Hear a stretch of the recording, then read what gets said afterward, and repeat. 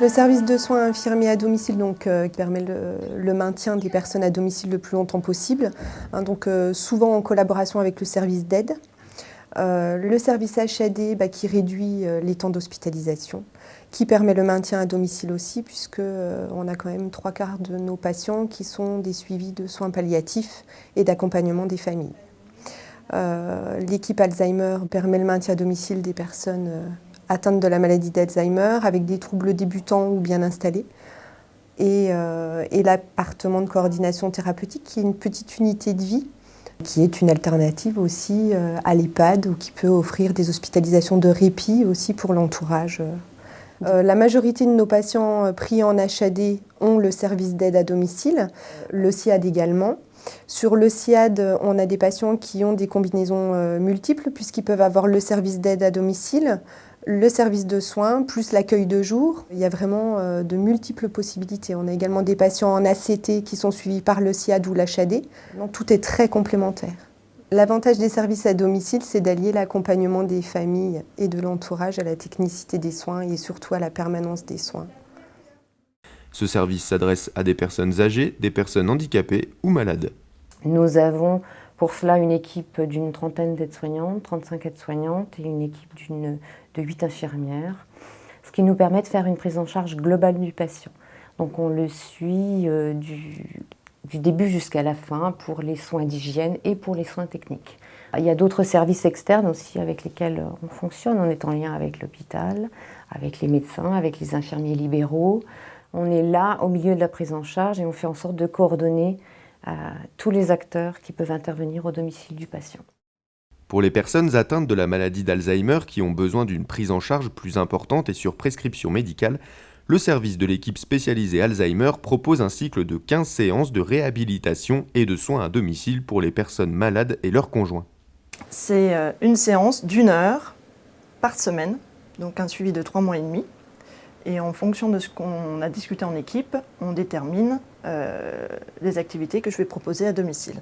Et donc après, en fonction de ce qu'on a déterminé, je vais travailler avec des supports que nous avons au sein de l'ESA. Des jeux, des supports aussi en lien avec une orthophoniste sur lesquels on s'appuie aussi. Et donc je fais travailler pendant 1 heure à domicile. À la suite d'une hospitalisation en milieu hospitalier d'une personne qui ne nécessite plus un plateau technique important, une sortie est programmée et le service d'hospitalisation à domicile prend le relais.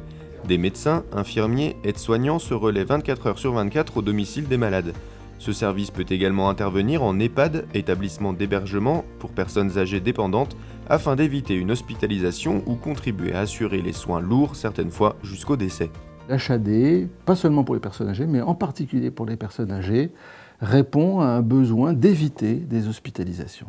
Ça permet aux personnes de moins être, surtout les personnes âgées fragiles, de moins être transportées, d'attendre sur des brancards dans des services d'urgence. Et puis, je crois que ça a un intérêt économique aussi, qui est très important, parce que le coût global de tout ça, bien qu'il y ait beaucoup de ressources humaines, comme je vous l'ai dit tout à l'heure, est nettement moins cher que le coût d'une hospitalisation classique. Moi, le désir que j'ai, c'est de transmettre ça, si vous voulez, à la fois cette vision un peu humaniste de la prise en charge des patients, qui, dans la mesure du possible, doivent rester chez eux le plus longtemps possible, et même j'irais jusqu'à dire, jusqu'à terminer leur vie chez eux, si c'est possible, plutôt que de mourir à l'hôpital.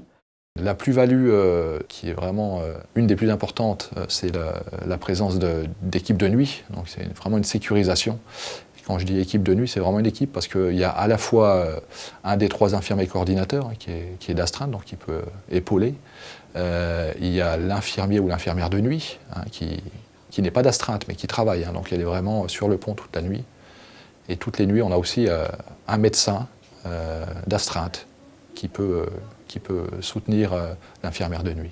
On va aider les patients en fait, qui ont une mobilité réduite ou qui ont besoin d'aide pour des activités de la vie de tous les jours.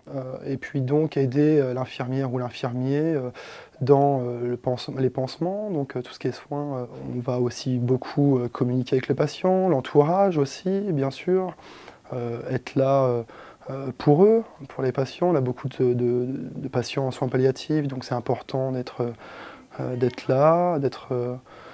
là pour eux. Ce qu'il faut souligner aussi, c'est l'importance d'avoir un relais auprès des travailleurs sociaux de secteur, puisqu'à la FEDOSAT, je suis le seul travailleur social. Et c'est vraiment important de travailler avec des collègues qui vont pouvoir intervenir au domicile du patient, soit pendant la période d'hospitalisation, soit à la sortie, ce qui va permettre vraiment le suivi social du patient dans le long terme. L'appartement de coordination thérapeutique est une structure médico-sociale qui a ouvert en juin 1997 sur un projet qui a été mis en lien avec le réseau Ville-Hôpital. Des travaux d'aménagement ont été réalisés afin de permettre l'accueil de personnes à mobilité réduite. Cette structure innovante, installée dans une maison individuelle, accueille 7 personnes. Elle a été créée pour prendre en charge prioritairement des personnes vivant avec le VIH de la région Bourgogne et du département de la Côte d'Or. Disons que ça fait 30 ans que j'ai le VIH et ça m'a beaucoup aidé d'atterrir à la CT. Ça m'a vraiment permis, je me répète, de me reconstruire. Parce que bon, moi j'ai beaucoup voyagé dans ma vie.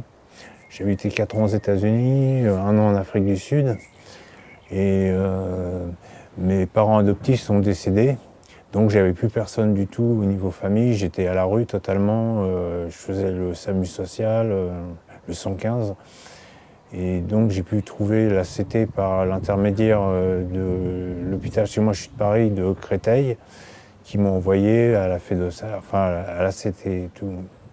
Et puis nous avons fait un accompagnement leur permettant de regagner de l'autonomie et un appartement dans la périphérie de la structure, de sorte qu'ils viennent pouvoir déjeuner 2 à 3 fois par semaine et puis participer à toutes les activités que l'on met en place avec les résidents. C'est grâce au maraîcher que j'ai pu trouver cet appartement. Il y avait un magasin à côté pour mes courses et tout, ce qui était beaucoup plus facile par rapport à ma jambe. Si il n'y aurait pas eu les maraîchers, je serais à nouveau au SAMU social. Ça, je tiens à dire un grand merci aux maraîchers. Je suis ici depuis 6 ans et ça se passe très très bien. On a des activités de dessin, de musique, d'art-thérapie.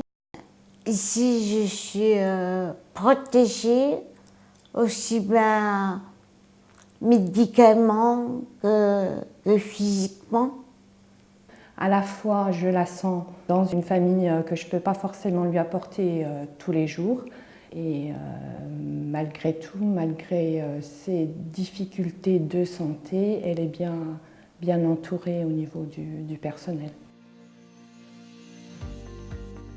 Lorsqu'une personne nécessite des travaux de bricolage ou de jardinage, le service Petits Travaux intervient à la demande.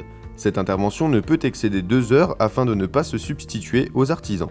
Nous avons toutes sortes de petites choses que les gens ont du mal à faire eux-mêmes par rapport à certains handicaps, par rapport à leur maladie.